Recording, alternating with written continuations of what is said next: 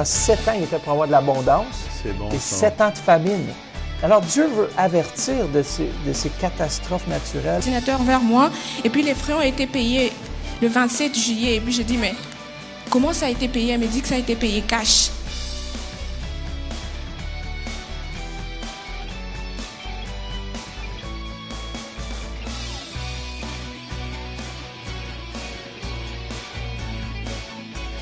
Dieu a tant aimé le monde. Ce soir, les malades vont être... Quelle joie aujourd'hui de vous avoir avec nous. Asseyez-vous bien confortablement. On va parler des rêves. Je suis avec Pasteur Mathieu qui est mon fils. Et ça va être excitant parce qu'on va voir des points intéressants face aux rêves. Aussi, on a un témoignage d'une jeune fille, amen, qui avait 61 $ dans son compte de banque. Et croyez-le, miraculeusement, il est venu 6 000 $ dans son compte pour payer son université. Fait que c'est à pas manquer. On a une émission extraordinaire. Puis aussi, vous allez entendre un chant qui a touché ma vie, à moi en tout cas. C'est un chant que tu as composé, Mathieu. C'est « Je m'abandonne ». Et un chant qu'on a filmé à Paris. Et en tout cas, c'est tellement beau. Il ne faut pas vous manquer ce chant et entendre toutes les paroles. Mais avant, on va parler un peu des rêves ce matin, Mathieu. L'importance, qu'est-ce qu'un rêve, ça fait? Oui, je pense vraiment que pour comprendre, premièrement, pourquoi est-ce que Dieu nous parle en rêve, c'est bon d'établir une fondation et de dire que Dieu désire nous parler. Parce que souvent, on pense que Dieu parle d'une façon audible. Mais Dieu parle rarement de façon audible. Il va nous parler, ou est-ce qu'on va entendre sa voix dans notre esprit? Mais souvent, Dieu veut nous parler en images. Jésus utilisait souvent les images pour communiquer. Il parlait en parabole. D'ailleurs, je dirais 3/4 et plus de son ministère, il parlait en parabole. Et puis, on voit qu'une parabole, c'est une image qui représente une réalité spirituel ou un objet qui représente ou symbolise quelque chose d'autre. Ça fait que Dieu, tu sais, on dit toujours qu'une image vaut 1000 mots. Oui. Et c'est la même chose lorsqu'on pense Dieu, de la façon dont il veut communiquer avec nous, il désire communiquer en rêve. Et souvent, on a des rêves, mais on ne sait pas quoi faire avec. Et je pense que c'est important de voir qu'on a vu même que Dieu parlait à des non-chrétiens. On a vu des rois dans l'Ancien Testament où Dieu s'est révélé, pour protéger le peuple, pour les amener dans une nouvelle dimension.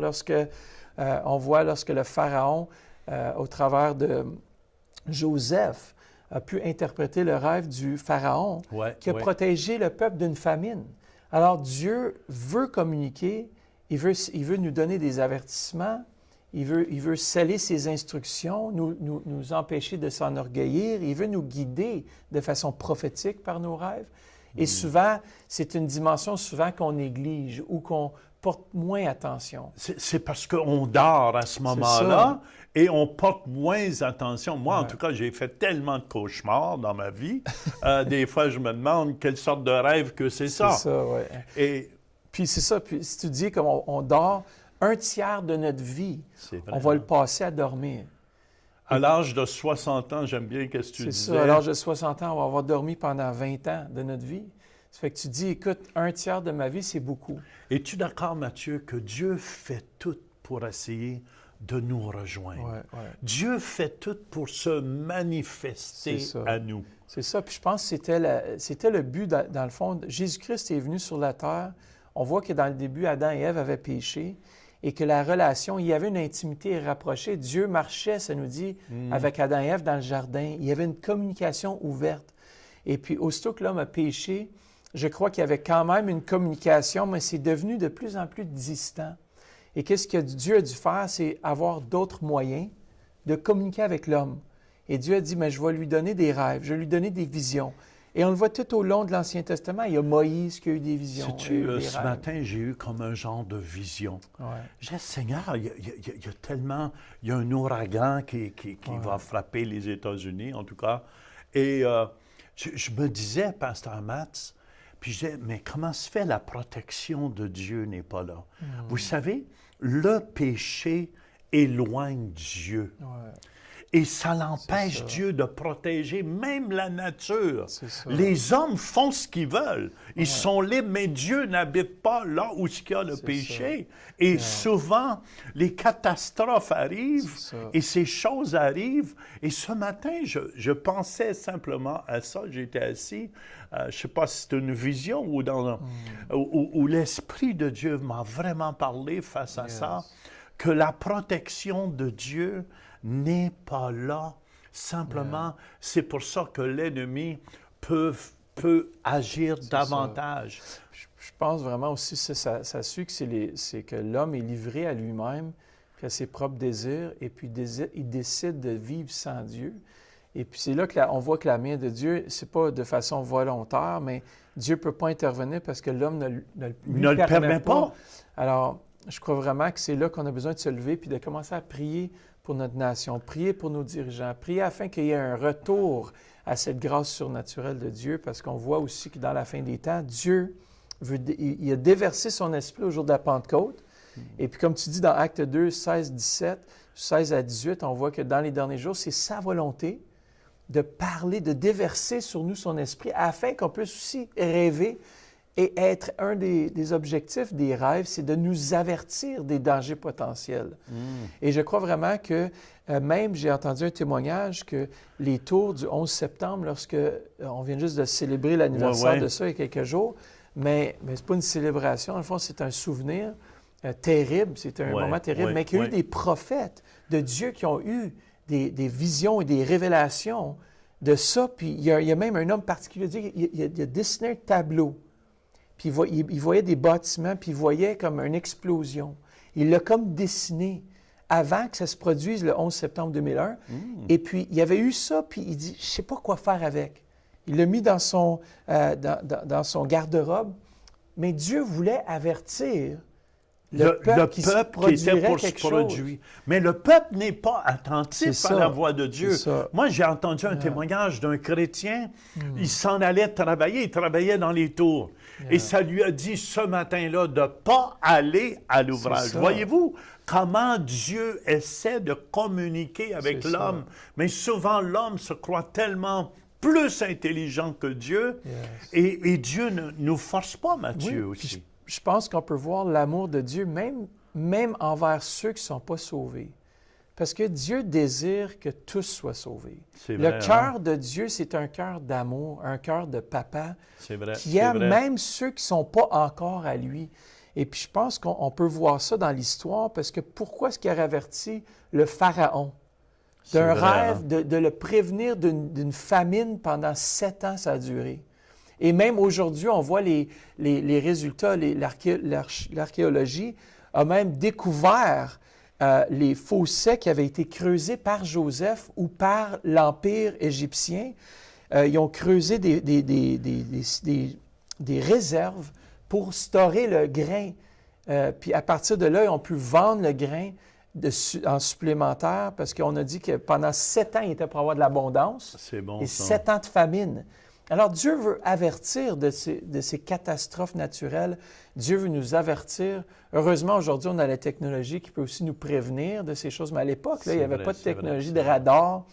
Mais le but, c'est que Dieu veut protéger. Dieu aime les gens. Dieu aime les enfants de Dieu. Dieu aime même les gens qui sont dans le monde. C'est vrai. Dans le fond, si vous nous écoutez ce matin, là, Dieu veut vous encourager. C'est ça. C'est un des principes aussi que Dieu, à travers des rêves, veut nous encourager. Moi, je me souviens, quand j'étais jeune chrétien, j'ai eu un rêve, amen, que Dieu m'enverrait partout dans le monde entier, prêcher l'Évangile. Et je vous dis, j'étais un petit gars, je connaissais absolument rien de ça, mais aujourd'hui, ça se réalise. On est partout sur l'Afrique, on est partout sur satellite, et on prêche l'Évangile partout, Matthieu. Mais pour moi, comment que Dieu a pu faire ces grandes choses-là? Dans le fond, il m'avait parlé avec un rêve, une vision, il y a 44 ans passés de ça. Et aujourd'hui, ça se réalise qu'on peut proclamer le beau nom de Jésus. Dans le fond, c'est que Dieu veut nous diriger dans les sentiers qu'il a préparés pour nous. Et puis, si on est attentif, puis c'est ça que je prie, je vais prier pour une activation prophétique dans vos vies. Et aussi, j'ai fait une série DVD qui peut vous aider, qui comprend vraiment aussi ce que j'ai enseigné au Centre Éveil, que vous avez entendu dans la dernière émission. Mais vous pouvez vous procurer comment Dieu parle. Les symboles dans vos rêves, ça veut dire quoi? Parce que des fois, on rêve, mais on ne saisit pas comment est-ce que Dieu parle ou ce qu'il veut nous dire par tel symbole ou tel. Être nu en public, être tombé. Attends, qu'est-ce que ça veut dire d'être nu en public? Être nu en public, ça veut dire d'être vulnérable. Que Dieu... Puis des fois, on se dit, « Ah, mais pourquoi je suis nu en public? C'est dégradant. » Mais ça symbolise souvent d'être transparent, qu'il y a quelque chose de... ça veut dire qu'on n'a rien à cacher. Ça veut dire que c'est... Alors, c'est tous des symboles qu'on regarde. Avez-vous déjà couru dans le vide? Ou tu sais, il y a quelque chose de maléfique qui veut vous attraper, puis tu es là, fait sur place, comme un tapis roulant. Tu veux te sauver, mais tu ne peux pas te sauver. Alors, c'est tous des symboles qu'on regarde dans ces deux séries-là. Vous pouvez téléphoner au numéro au bas de l'écran pour demander pour les acheter. Mais vraiment, je crois vraiment que c'est important que non seulement on ait une activation prophétique pour avoir plus de rêves, mais je crois comme Joseph, il y avait besoin de quelqu'un pour interpréter, ou il y avait besoin de cette structure, de cette formation pour saisir vraiment. Et je crois que dans les derniers jours, Dieu suscite cette dimension de rêve, de vision, de plus en plus dans l'Église surtout, et afin qu'on puisse, parce que il y a une soif pour le surnaturel. C'est justement que j'étais pour dire. Dans le fond, les gens veulent le surnaturel. C'est pour ça qu'ils vont voir les 10 heures de bonne aventure. Moi, je dis, même vous avez des rêves, écrivez-nous. Je vais les passer à Pasteur Mathieu. Mais moi, des fois, je rêve, puis je lui dis mon rêve parce que je veux avoir un peu l'interprétation. Parce qu'il étudie là-dedans. Tu étudies beaucoup. Je pense que tu as lu tous les livres, les bouquins qui existent. Il y en a tellement aujourd'hui, mais il faut se former, il faut continuer à rechercher. Puis je pense que Dieu a mis cet appel-là sur ma vie d'approfondir. Je suis toujours en train de lire. Là, je suis en train de lire une nouvelle série sur les visions. Et comment est-ce que Dieu nous parle par les visions aussi? Puis, vous savez, c'est tellement important de saisir la volonté de Dieu. Tu sais, Mathieu, quand on a commencé l'émission Réveil ici, Dieu m'avait donné une vision. C'est comme ça que j'avais commencé l'émission Réveil. Je m'en souviens en 82, quand on a commencé officiellement, ou 83, je ne me souviens plus là, exactement, mais je me souviens, Dieu m'avait montré qu'il y avait un gouffre. Puis tout le monde s'en allait chantant dans le gouffre.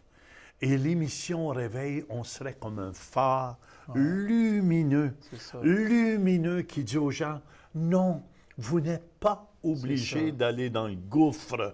Dieu, dans le fond, veut vous encourager aujourd'hui. Dieu veut vous aimer et vous dire qu'il est vivant. Il vous aime à la maison. Et c'est pour ça l'émission Réveil, dans le fond, partir de ce moment-là, parce que si je n'avais pas eu cette vision, à ce moment-là, je me suis lancé dans la foi. On avait acheté un mobile de télévision qui valait 1 million de dollars et toutes ces choses-là. Et pour faire un pas de foi comme ça, tu as besoin d'une vision de Dieu. Exactement, parce qu'on le voit aussi dans la vie de Joseph. S'il n'y avait pas eu de rêve qui voyait ses frères ou qui voyait ses parents se prosterner devant lui, il n'aurait peut-être pas enduré toutes les épreuves aussi bien qu'il les a endurées. C'est vrai. Hein? Je crois que Dieu nous donne des visions et pour nous encourager dans notre marche, parce que ça t'a encouragé, parce que pendant toutes ces années-là, malgré les épreuves, tu as dit non, Dieu m'a donné une vision et je veux l'accomplir. Il y a quelque chose du cœur de Dieu qui est révélé à nous afin qu'on puisse prendre courage. Comme Gédéon. Gédéon même, il rentre dans le camp ennemi dans le livre de Juges et on voit qu'il était un peu découragé. Il dit, est-ce que je devrais avancer pour combattre cette armée? Les Madianites. Oui, c'est ça. Et puis, il rentre dans le camp ennemi, puis la première chose qu'il entend, c'est un rêve qu'un des soldats ennemis a eu. Et puis, il dit, j'ai vu un pain d'orge rouler dans le camp madianite. Et lorsque Gédéon a entendu cela, il dit, ce n'est nul autre que Gédéon et son armée. Pourquoi? Parce que les rêves sont personnels aussi. Gédéon, lorsque l'ange de l'Éternel vient le visiter au pressoir, il était en train de battre du blé, du grain. Symbolique, on pense que Gédéon était sûrement un pâtissier, qui était sûrement un boulanger, où il travaillait avec la farine, le pain, tout ça. Et Dieu a personnalisé le message, même venant de la bouche de quelqu'un d'autre, dans un rêve, pour encourager Gédéon à dire « Ça y est, Dieu nous donne la victoire, passons à l'action. » C'est que dans le fond, bon, hein? Les rêves qui nous viennent de Dieu sont utilisés pour nous encourager à avancer. Peut-être que tu es là et tu ne sais pas où tu dois aller. Moi, il y a toutes sortes de rêves. Si on pense à des rêves historiques qu'il y a eu, la machine à coudre. Oui, ça c'est bon, ça. On a créé la machine à coudre à cause, c'est sorti d'un rêve. La théorie de la relativité est sortie aussi des rêves. Puis des fois, des rêves qui représentent quelque chose. Il y avait eu un rêve des vaches qui touchaient des clôtures électriques. C'est tout un rêve bizarre. Et puis à partir de ces rêves-là, il a fondé une théorie qui existe encore aujourd'hui. Et c'est ça, c'est que Dieu ne veut pas se limiter. Il y a une histoire, je dois raconter rapidement, une histoire d'un homme, de moi-même. Je vais vous raconter moi-même, c'est encore mieux. J'étais pris dans la production télévision et je ne savais pas comment procéder pour pouvoir accomplir la tâche ou finir ma tâche au niveau de la télévision. C'est un logiciel compliqué au début, c'est Premiere Pro pour ceux qui travaillent à la télévision. Et Dieu, dans un rêve, j'ai prié le soir même. J'ai dit, Dieu, j'ai besoin d'aide. Et le soir même, je m'endors et dans mon rêve, Dieu me montre une vision. Il me montre une vision du logiciel. Il dit, va, clique fichier. Je clique fichier. Clique préférence. Je clique préférence. Clique tel bouton et tu vas résoudre ton problème. Alors moi, je ne revenais pas. Le lendemain matin, je me réveille. Qu'est-ce que vous pensez que j'ai voulu faire? Je m'ai pressé à aller à l'ordinateur au travail. Même, j'ai rentré plus tôt ce matin-là. J'ai même téléphoné à ma mère et j'ai dit « Écoute, je pense que j'ai figuré le problème. » Et j'arrive devant l'ordinateur et je fais exactement ce qu'il y a eu dans mon rêve et paf! La solution, ça fonctionne. Amen. C'est que des fois, on peut être bloqué. Des fois, on peut ne pas savoir que Dieu veut nous révéler une parole de connaissance dans les rêves. C'est bon, c'est bon. J'ai une autre petite histoire. Je sais qu'on a peu de temps, là, mais un colonel d'armée canadienne aussi, un jour, il était pris dans un endroit, l'avion, il avait fait arranger l'avion, puis l'avion partait pas, tout. Et la nuit, il y a eu un rêve. C'est pas un mécanicien, rien, lui, là. C'est pas un technicien en aviation, absolument pas. Il y a eu un rêve, puis Dieu, il a montré qu'il y avait une partie dans le moteur qui avait été mise en envers. Puis là, il dit ça au technicien. Le technicien dit « Arrête, arrête, arrête. » Il dit « Ouvre le moteur. » En tout cas, il a ouvert jusque-là. Puis il a vu que la partie est en envers. Il a mis la partie en droite et l'avion a fonctionné et il a pu partir. Dieu veut vous faire partir aujourd'hui. Amen, amen. Yes. Et c'est pour ça qu'il nous place ici. Et comme c'est le désir de Dieu, de vous bénir, de vous guérir. Et comme on va entendre, Pasteur Mathieu, le témoignage d'une jeune fille qui vient à l'église ici au Centre Réveil, comment 6 000 $ est venu dans son compte pour payer justement ses frais d'université après qu'elle a fait une offrande de 61 $. On écoute ensemble et on vous revient. Je vous présente Arlette, qui est placeur, puis qui s'est engagée l'automne passé à être placeur. Elle s'est engagée et dans la même semaine, elle s'est engagée à être baptisée. Et la semaine de son baptême, elle a passé sous une voiture. Oui. Elle a eu un accident très, très, très grave l'automne passé, puis là, elle est remise. Mais elle a un témoignage par rapport à ça et ses finances extraordinaires. Je lui laisse la parole. Amen. Alors, j'ai eu un accident en octobre dernier. Et je voulais à tout prix me faire baptiser la dimanche qui suivait, mais le mardi, je me suis fait renverser par une voiture. Alors, je suis restée à la maison, toutes mes activités étaient suspendues. Et en avril, je me suis décidée de retourner à l'école en septembre. Et mais j'ai pas travaillé, donc je me posais la question comment est-ce que j'allais payer mes études, parce que ça fait déjà 1 an que mes parents ne finançaient plus mes études. Et là, il y avait la collecte des chaises à l'église. Dans mon compte, j'avais 61 $. Et le pasteur Louise était en train de dire à tout le monde de prendre une enveloppe. Alors j'ai levé ma main, j'ai pris mon enveloppe, je suis rentrée avec à la maison, je suis allée au guichet, je retiré $60, j'ai mis et j'ai prié dessus. Je disais, Seigneur, je ne sais pas comment financer mes études, mais je sème et je sais que je vais récolter. Alors en juillet, je me suis inscrite à 4 cours à l'université et la facture est venue, c'était à $6,650. J'avais $1 dans mon compte. Alors là, je suis venue, je suis rentrée dans ma chambre, j'ai pleuré, j'ai prié, j'ai pleuré, j'ai dit Seigneur, j'ai sémé, je n'avais rien, j'ai $1, mais je sais que tu pourvoiras tous mes besoins, c'est dans ta richesse. Et le temps passé, la date limite pour le paiement des frais arrivait, et rien n'arrivait dans mon compte. Et j'étais genre, oh Seigneur, comment est-ce que je vais payer mes études? Alors là, c'est un calvaire qui s'en vient là.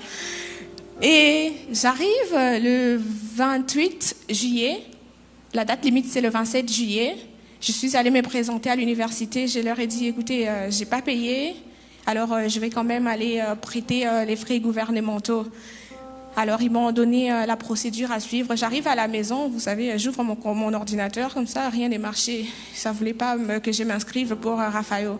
Alors j'ai laissé tomber, la conférence des jeunes est venue, je suis venue, j'ai participé. Et puis Franck Poulain disait, vous allez, les jeunes, celles qui vont retourner à l'école, levez vos mains, allez, venez, agenouillez-vous, priez. Et puis moi j'étais là à genoux, j'ai dit Seigneur, je vais retourner aux études en septembre, je ne sais pas comment, mais moi je retourne en septembre. Et le vendredi, parce que je n'avais pas payé mes frais, le vendredi je vais quand même me présenter à l'université. Je leur dis, écoutez, j'ai besoin que vous m'accordez encore une semaine de grâce. Et la dame entre dedans parce qu'il y a quand même des frais d'intérêt qui s'appliquent. Elle entre et me dit, Madame Arlette Kassongwaluma, vous avez payé vos frais depuis le 27 juillet. Écoutez, j'étais genre là, vous êtes sûr que c'est moi? Non, reprenez mon numéro d'étudiant. Je lui ai redonné mon numéro d'étudiant. Elle tourne l'ordinateur vers moi. Et puis les frais ont été payés le 27 juillet. Et puis j'ai dit, mais comment ça a été payé? Elle me dit que ça a été payé cash. Et j'étais surprise, j'étais émue, je demandais à m'asseoir par terre et puis je commençais à pleurer. J'ai dit, ça c'est Jésus qui fait des choses. Et puis elle me dit, c'est qui Jésus? J'ai dit, vous savez pas c'est qui Jésus? Et donc faisons confiance en Dieu. Alors s'aimer réellement. Je vous le dis, moi je m'y attendais pas. Dieu finit par... Wow! $60 pour un retour de 6500. Pas pire. Come on, yes, Pas pire. on sert un Dieu extraordinaire. Wow, ça c'est tellement un bon témoignage. Wouh! Jésus est vivant. Et c'est pour cette raison qu'il veut se manifester dans votre vie. Faites juste dire, Jésus, je t'ouvre mon cœur. Je m'abandonne à toi. Pardonne tous mes péchés, Jésus. Je t'accueille comme Seigneur et Sauveur. Si vous avez fait cette prière, téléphonez-nous au numéro qui passe au bas de l'écran. Et Pasteur Mathieu a fait un chant qui s'intitule « Je m'abandonne ». On a filmé cela dans les rues de Paris. Et je veux vous encourager à la maison. Faites cette prière avec lui. Amen. Abandonnez votre vie aujourd'hui à Jésus. On écoute.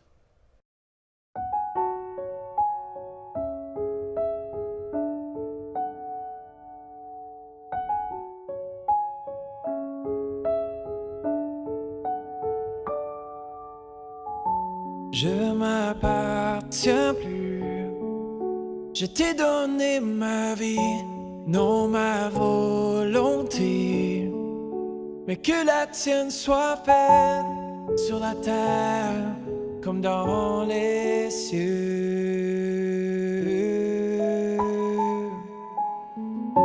Je m'appartiens plus, je t'ai donné ma vie, non ma volonté, mais que la tienne soit faite sur la terre comme dans les cieux.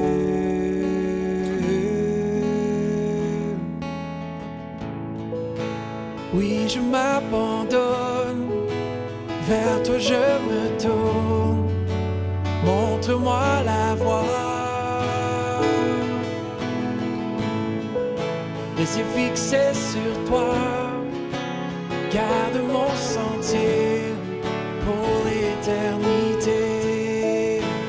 Oui, je m'abandonne, vers toi je me tourne. Montre-moi la voie. Les yeux fixés sur toi.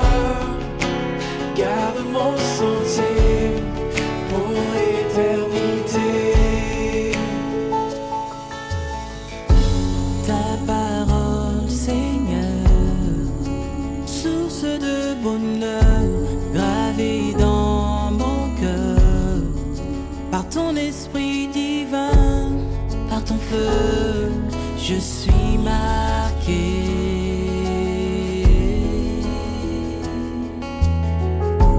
Ta parole, Seigneur, source de bonheur, gravée dans mon cœur, par ton esprit divin, par ton feu, je suis marqué.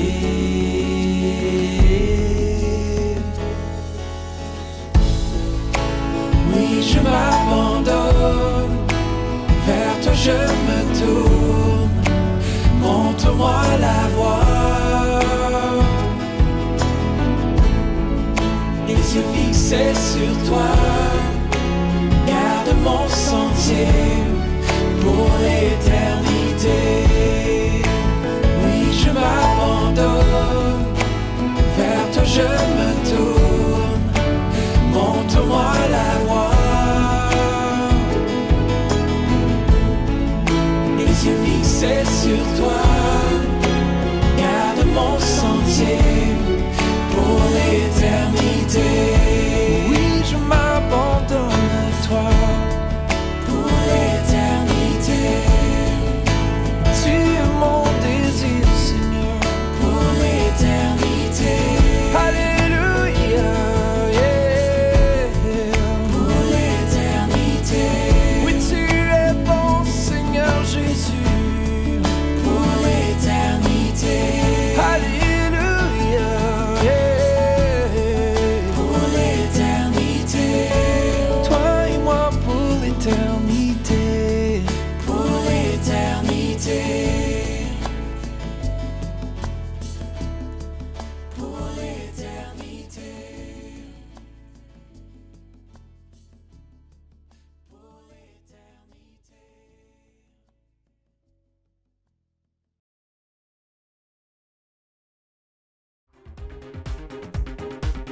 Vous pouvez devenir partenaire de l'émission Réveil en faisant un don mensuel de 20 $ ou plus par Visa ou Mastercard par le biais de notre site web ou en nous faisant parvenir un chèque par la poste. Pour plus de renseignements, visitez notre site web centreréveil.com ou composez le 1-877-273-8345. Merci de votre soutien.